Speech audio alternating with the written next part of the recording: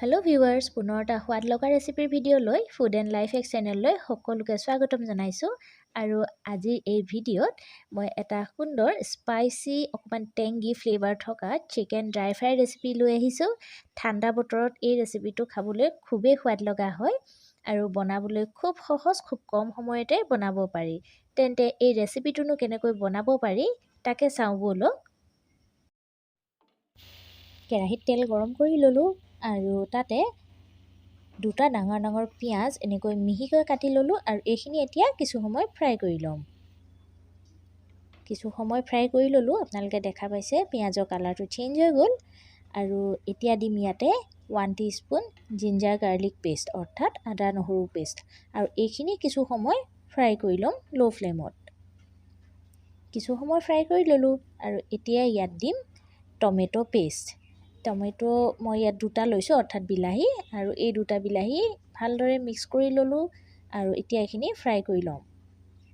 কিছু সময় ফ্ৰাই কৰি ল'লোঁ গোটেই মছলাখিনি আৰু এতিয়া ইয়াতে দি দিলোঁ মই মেৰিনেট কৰি থোৱা চিকেনখিনি মই নিমখ, হালধি আৰু অকণমান মিঠাতেল দি মেৰিনেট কৰি আধা ঘণ্টা থৈ দিছিলোঁ।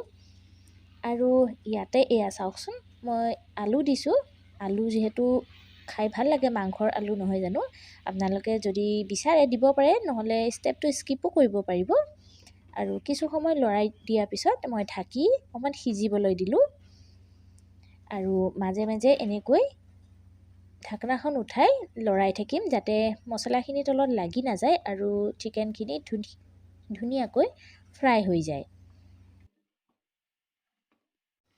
কিছু সময় ফ্ৰাই কৰি ল'লোঁ আৰু এতিয়া ইয়াত দিছোঁ প্ৰথমে জিৰা পাউডাৰ অৰ্থাৎ কিউমিন পাউডাৰ, তাৰপিছত দিছোঁ 2 চামুচ ধনিয়া পাউডাৰ অৰ্থাৎ কৰিয়েণ্ডাৰ পাউডাৰ আৰু 1 টিস্পুন মিট মছলা পাউডাৰ।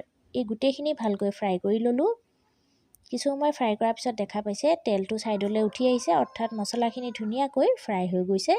আৰু ইয়াতে এতিয়া দিছোঁ কচুৰি মেথি। এইখিনি কচুৰি মেথি মই প্ৰথমতে ড্ৰাই ৰোষ্ট কৰি ল'লোঁ আৰু তাৰপিছতে হাতেৰে মোহাৰি মাংসখিনিত দি দিছোঁ। খুব এটা ধুনীয়া গোন্ধ ওলাই কচুৰি মেথি দিলে। ভালদৰে লৰাই দিলোঁ আৰু ইয়াত দিছোঁ এতিয়া এয়া হৈছে জালুক। যিহেতু মই অকণমান স্পাইচি জ্বলাকৈ বনাইছোঁ সেইকাৰণে জালুক দিছোঁ আৰু লগতে 2টা কেঁচা জলকীয়া ভাঙি দি দিছোঁ। জালুকখিনি দি ভালদৰে মিক্স কৰি দিছোঁ আৰু খুব বেছি মই ইয়াত 5 মিনিট এইখিনি এনেকৈ ফ্ৰাই কৰি ল'ম ল' ফ্লেমত। তাৰপিছত মোৰ চিকেনখিনি একেবাৰে ৰেডি হৈ যাব।